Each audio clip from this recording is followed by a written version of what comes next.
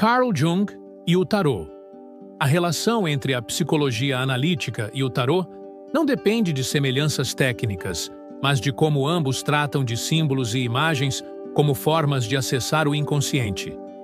O objetivo aqui não é unir esoterismo e ciência de forma ingênua, mas explorar como uma ferramenta simbólica, como o tarô, pode dialogar com conceitos como arquétipos, inconsciente coletivo e individuação. A teoria analítica propõe que a mente humana funciona em diferentes camadas, sendo o inconsciente coletivo a mais profunda. Esse nível armazena padrões universais de comportamento e percepção, que não derivam da experiência individual, mas que moldam a forma como as pessoas compreendem a realidade.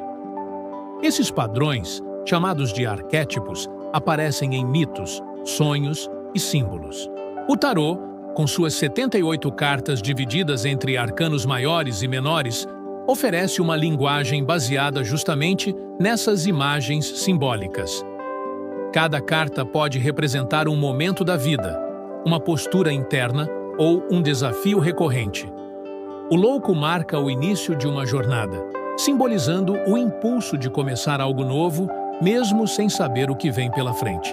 O mago mostra as ferramentas e potencialidades disponíveis para o início de uma construção do ego. A papisa remete ao saber silencioso e à introspecção.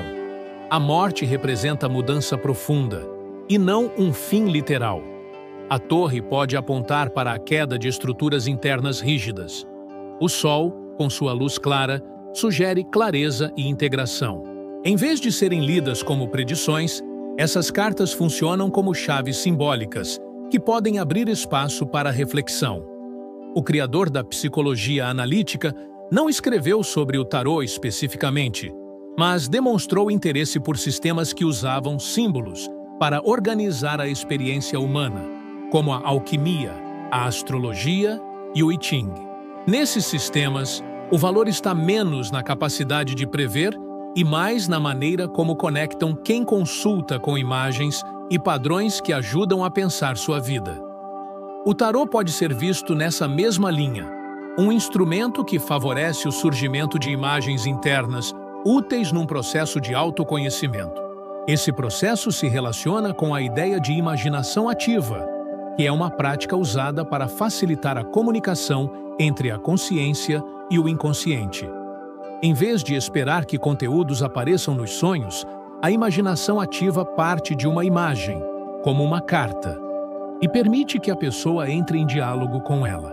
A carta não responde, mas estimula o pensamento simbólico e a percepção de aspectos psíquicos não muito claros. Outro ponto de contato é a ideia de sincronicidade. Trata-se de uma coincidência significativa entre um evento interno e outro externo, que não tem relação causal, mas tem sentido. Quando alguém consulta o tarô e tira uma carta que parece cair como uma luva para sua situação, não se trata de mágica, mas de um cruzamento entre o estado interno da pessoa e uma imagem simbólica que ajuda a compreender o momento vivido. O sentido vem da leitura simbólica, não de um suposto poder da carta. Usar o tarô dessa forma não é prever o futuro. É criar um espaço simbólico em que perguntas importantes podem emergir. A interpretação depende da disposição da pessoa em refletir sobre o que vê. Não é necessário que a pessoa acredite em esoterismo ou misticismo. É suficiente que ela se permita pensar a partir das imagens, como quem interpreta um sonho ou analisa uma metáfora. Muitos profissionais que trabalham com autoconhecimento utilizam imagens simbólicas para facilitar o diálogo interno. O tarô, nesse contexto, pode ajudar a nomear sentimentos e situações difíceis de explicar de outro modo. Seu valor não está em trazer verdades absolutas, mas em ajudar a pessoa a formular perguntas mais profundas. A ligação entre psicologia e tarô se sustenta, portanto, na forma como ambos operam com imagens que falam diretamente com o inconsciente. Essa afinidade simbólica não exige que o tarô seja aceito como ciência, mas que seja entendido como um meio possível de explorar experiências internas. Seu uso pode ser útil em processos terapêuticos, mas também em contextos criativos ou educacionais, desde que com consciência dos limites e finalidades desse tipo de ferramenta.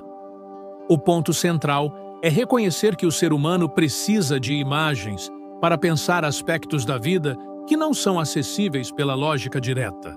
O tarô oferece um repertório de símbolos que ajudam a dar forma a esse tipo de reflexão. É uma linguagem antiga, mas ainda válida como meio de organizar sentidos subjetivos. Com isso, pode ser integrado de modo complementar a práticas voltadas ao autoconhecimento. Estudar esse cruzamento entre psicologia e tarô não é fazer uma mistura confusa entre racionalidade e esoterismo.